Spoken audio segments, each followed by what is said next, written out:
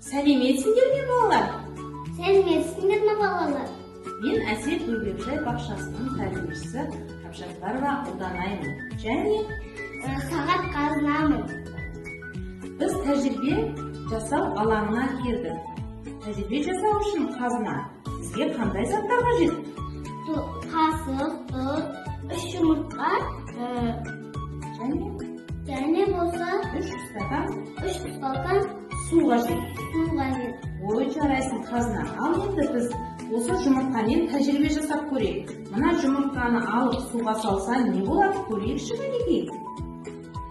Суға салған кезде ол дәу көрінді және болса тереңге батып кетті. Дұрыс айтасың, тереңге батып кетті. Міне жұмыртқамыз тереңге батып кетті және үлкен болып көрінді. Ал енді екінші стакандағы суымызға шамалап тұз салып көрейікші. 2 қасық тұз саламыз.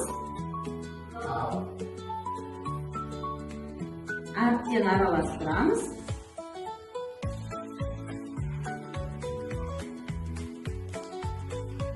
Қасықты қоямыз. Енді жұмыртқаны саламыз. Біздің жұмыртқамыз не болды? Жұмыртқамыз ортада тұр. Міне, біздің жұмыртқамыз судың ортасында тұр екен. Бұл жерде судың тығыздығы жұмыртқадан жоғары болып тұр. Ал енді 3-ші стакандағы суымызға шамалап 3 қасық тұз салайық.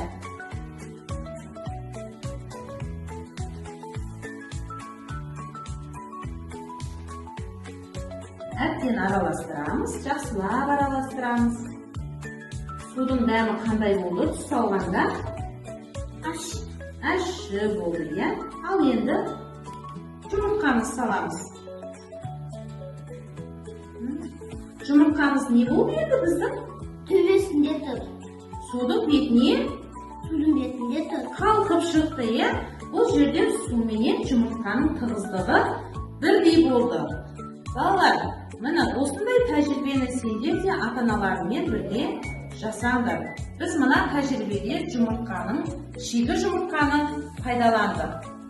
Сіздер де бірге жасап көріңіздер ата-аналарыңызбен бірге. Қош, сау болыңыздар. Қош, сау болыңыздар.